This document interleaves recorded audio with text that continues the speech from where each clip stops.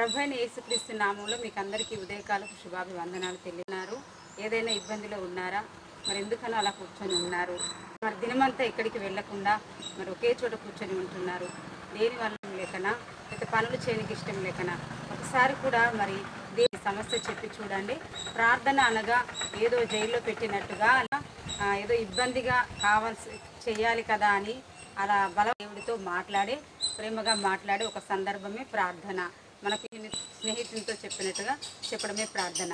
కాబట్టి ఈరోజు మనము మరి యాకోబు రాసిన పత్రిక 5వ అధ్యాయంలో వంటి స్వభావం గల మనుషుడే వర్షింపకుండాన్నట్లు అతడు ఆసక్తితో ప్రార్థన చే వరకు భూమి మీద వర్షింపలేదు.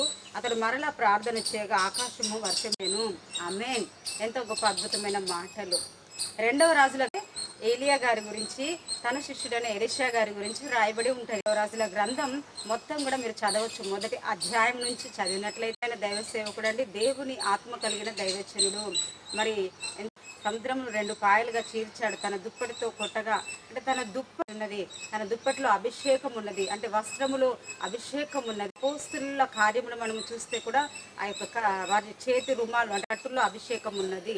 ఈరోజు గొప్ప దైవచనులు మరి ఆత్మను నమ్ముతారు, సూచక్రియలు మహత్కార్యమును నమ్మిన వారు చేసే ఖర్చులో స్వస్థత ఎక్కడదండి, గాలిలో స్వస్థత ఎక్కడండి, వారి యొక్క స్పర్శలో అని మరి ఏలియా గారు మరి ఆ రోజు ఎన్నో అద్భుతాలు చేశారు. తన దుప్పటిలో అభిషేకం గుర్తుపట్టిన ఎలీషా గారు ఎంతో గొప్పగా వెంబడించి 2 పాలు పొంది, ఒకసారి మనం తర్వాత మాట్లాడుకుందాము. కానీ నీకు 100 కావాలా, 2 ఏంటండి? ఒకసారి కామెంట్ చెయ్యండి.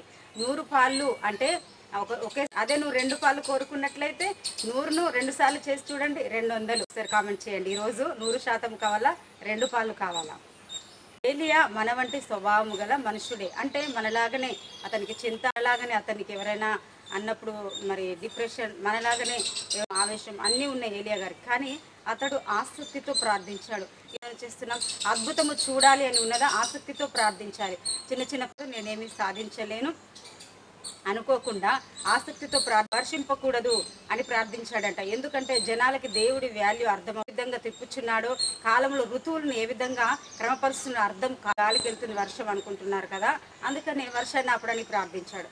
సరే వద్దు ప్రభు, ఆ ప్రజలు చాలా ఇబ్బందిలో ఉంటున్నారు, పంటలు పండక పశువులు అలవటిస్తున్నాయి, వర్షము కావాలి అని ప్రార్థించగా మరలా వర్షము, అంటే ఎవరు ఆజ్ఞాపించారు ఇక్కడ? ఏలియా గారు మరి దేవుడితో కలిసి ఆజ్ఞాపించారు. కాబట్టి వర్షం. చిన్న పరిస్థితిలో ప్రార్థించి చూడు, గొప్ప పరిస్థితుల్లో ప్రార్థించి చూడు, నువ్వు సాధించలేని గొప్ప అలాంటి ధైర్యమునిచ్చేది ఒక క్రీస్తు ప్రభుల వారు చేసే చూడు, ప్రార్థించి చూడు, అద్భుతాలు చూడు. యేసునామమున మాట ప్రార్థన చేసుకున్నాం.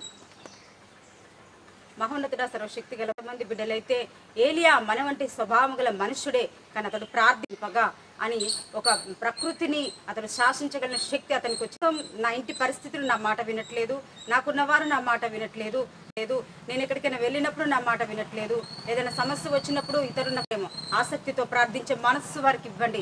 దేవుడితో స్నేహితుడితో నేర్పించండి. ప్రార్థన అంటే ఏదో బలవంతంగా, ఏదో జైల్లో వేసినట్టుగా, ఏదో ఇష్టం ఉన్నట్టు కాపూర్వకంగా ప్రార్థన అంటే ఒక ధారాళంగా స్వతంత్రంగా చేసే గొప్ప పనిగా ఈ దినము నీ బిడ్డల జీవితంలో అద్భుతాలు జరుగునుగాక, ఆశ్చర్యలు జరుగునుగాక, వారు కావాలి అనేది వారు ముందుకు వచ్చునుగాక. ఎందుకంటే నీవు కార్యము సఫలం తీర్చే దేవుడు ఉంటున్నావు, నీకు మహిమ వచ్చే కార్యమును జరిగించే దేవుడు ఉంటున్నావు, నడిపించి తృప్తిపరిచి మహిమ తెచ్చుకోమని యేసు నామములో ప్రార్థిస్తున్నాము తండ్రి.